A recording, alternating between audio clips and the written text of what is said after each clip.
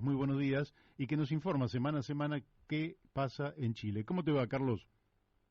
Bien, Mayo, ¿cómo estás tú? Acá, bueno, seguramente igual allá en Morón está frío, ¿no es cierto? Muy frío hasta la mañana acá. Sí, yo siempre empiezo con eso y siempre empiezo pum para arriba, y la verdad que hoy era imposible poner con este frío, este gris que hay, esta humedad ambiente, no, la verdad que no había mucho para decir que se disfrute el día de hoy, pero bueno, el que está protegido y no tiene necesidad de trabajar a la intemperie, la puede pasar razonablemente bien, así que la estamos pasando nosotros aquí en el estudio de la radio muy bien.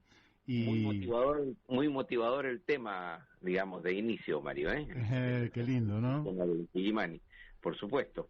Acá con problemas, ¿no es cierto? En Chile hay problemas que algunos no quisieran semejarlos o colocarlos en paralelo a las dificultades que tuvo Salvador Allende, incluso antes de iniciar su presidencia.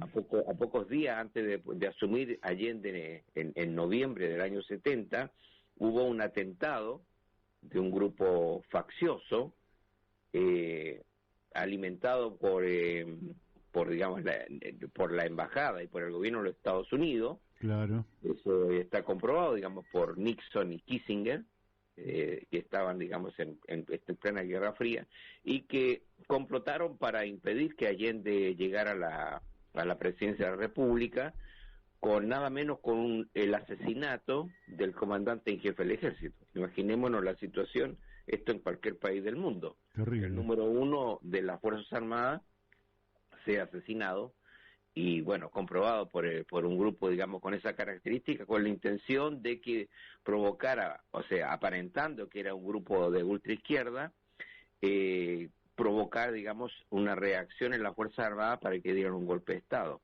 Eso fue a pocas semanas, digamos, de que Allende fuera, bueno, en primer lugar fuera días para que fuera confirmado por el Congreso Pleno como presidente de la República, y semanas para asumir en noviembre del año 1970.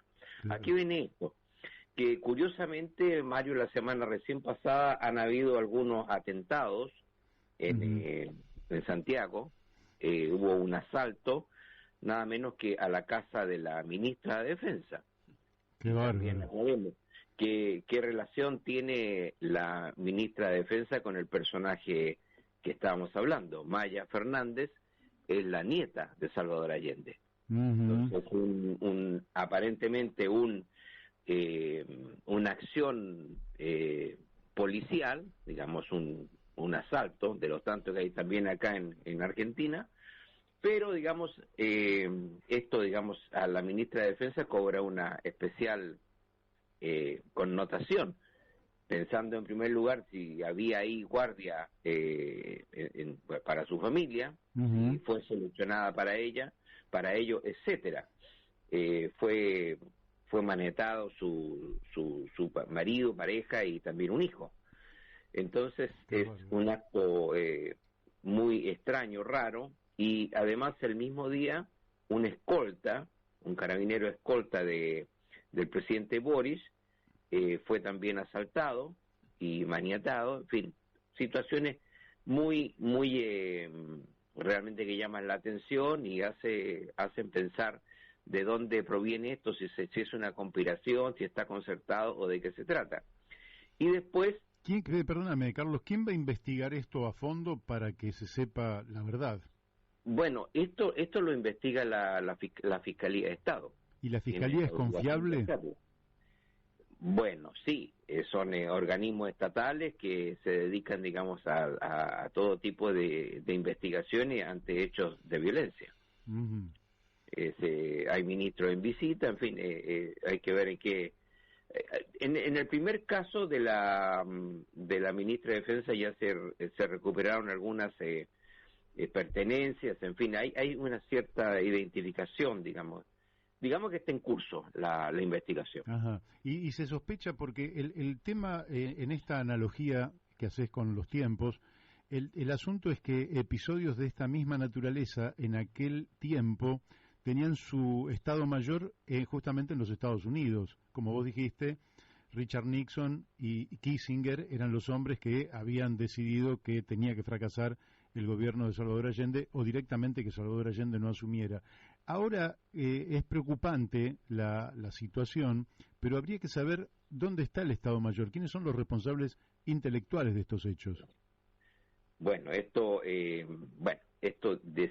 ¿qué te puedo decir? Yo no me aventuro a dar mi opinión, o sea, Correcto. la verdad que no tengo antecedentes, pero quiero, en la época de la Unidad Popular, esto era mucho más evidente porque habían visiblemente enemigos declarados, como los que tú señalaste, y en el país mismo estaba el diario El Mercurio, su director, digamos, y propietario, estaba relacionado con la embajada de Estados Unidos, y el mismo embajador de Estados Unidos, digamos, era una cara visible de todas las conspiraciones que se desarrollaban en Chile. Esta vez no. Entonces, dan que suponer. Pero también los grupos cooperativos siempre eran bastante más, eran reservados, eran secretos, eran paramilitares, o sea, con toda esa connotación de los años 60 y 70. Ahora esto está, no podríamos decir si hay alguna evidencia al respecto. Se sospecha sí, pero no hay evidencia. La derecha misma o ultraderecha tiene actitudes más de carácter parlamentarista. Su oposición la hacen públicamente y a través, digamos, de los mecanismos democráticos. No se les puede señalar o sindicar como que son responsables o que alientan este tipo de acciones. Bien. Lo que sí, Mario, y que que alientan, digamos, muchas otras cosas, son los actos de violencia y terrorismo que existen en la Araucanía. Eso sí es visible, y ante la posibilidad del presidente Boris promulgue, decrete un estado de emergencia por esos actos de violencia, ha habido ya un desafío de la coordinadora Arauco Mayeco, quienes dicen, digamos, que se van a oponer en forma violenta, armada, con acciones armadas, si es que dicha medida se llega a realizar. Y eso esas actividades públicas de esta organización mapuche o pro mapuche hace de que los sectores conservadores, y no solamente conservadores, tengan alguna reacción antigubernamental por la pasividad y tolerancia que hasta ahora el gobierno de Boris ha presentado. Bueno, es un tema que acá también se da, quizás con menor intensidad, pero también existe, y es la bandera que agitan algunos sobre la desintegración territorial de nuestros países. Allí es exactamente el mismo planteo. Este movimiento araucano, mapuche, busca la secesión territorial, o lo que busca es un acuerdo en el marco del Estado chileno. Aparentemente es lo primero, Mario. O sea, sus acciones apuntan a eso, porque cuando la ministra Isquiasiche, la ministra del Interior, propuso un diálogo, fueron los primeros en oponerse. O sea, no quieren ningún tipo de diálogo, acciones violentas.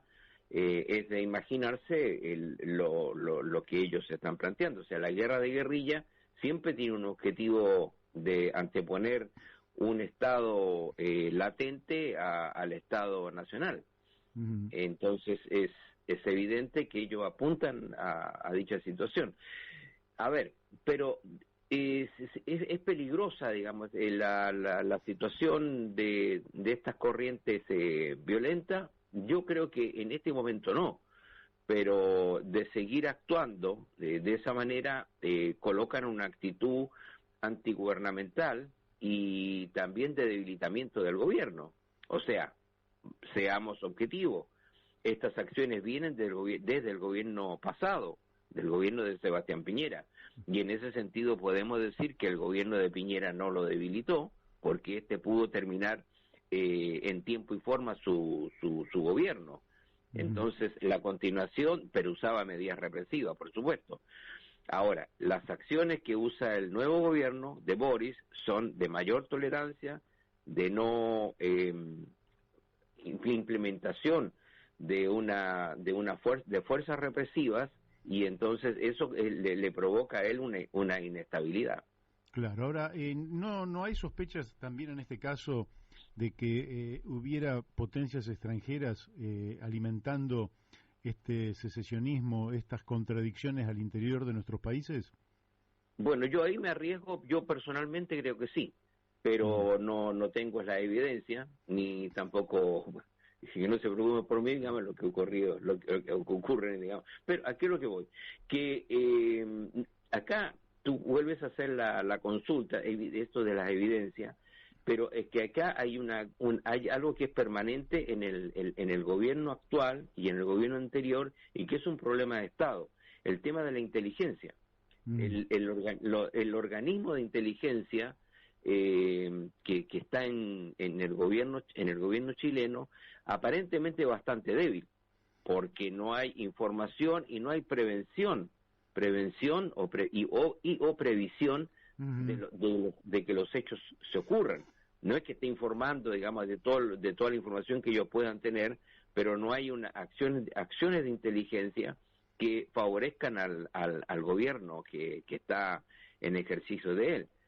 Y ahí parece que hay una descoordinación, porque se está planteando el establecer una nueva ley de este servicio de inteligencia nacional o estatal.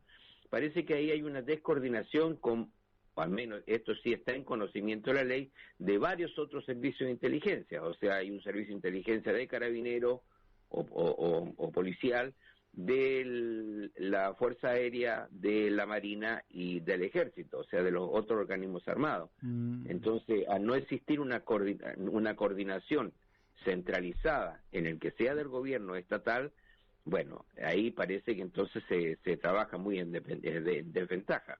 Y por otro lado, pueda que el personal que trabaje en esos servicios civiles no sea lo suficientemente experimentado. O sea, yo lo que he visto ahí de los currículos de los que lo trabajan, tienen hermosos currículos, pero poca práctica. Habrán leído mucho, pero vamos a ver, este es un ejercicio debe ser un ejercicio muy especializado. Sí. No es, y aparte tienen que tener gente con doctrina. Y supongo yo que la doctrina dominante en los servicios de inteligencia de Chile no debe ser muy progresista, para llamarlo de alguna manera. Y sí, exactamente. Pero lo que uno sabe de inteligencia, Mario, acá, es más por lo que nosotros a veces escuchamos, ¿no es cierto?, en las entrevistas, a quienes han sido, digamos, cabezas de inteligencia acá en Argentina, como Thomas, y no recuerdo el otro también, Tata Youssef, una cosa así. Miguel Ángel Thomas, Sergio Acevedo también fue. Sí. Bueno, hubo varios a cargo de la CIDE, después la AFI. De su ejercicio, digamos, uno logra entender muchas cuestiones, digamos, de que realmente manejan un cúmulo de información bastante más, digamos, la de los medios de comunicación. Eso en primer lugar.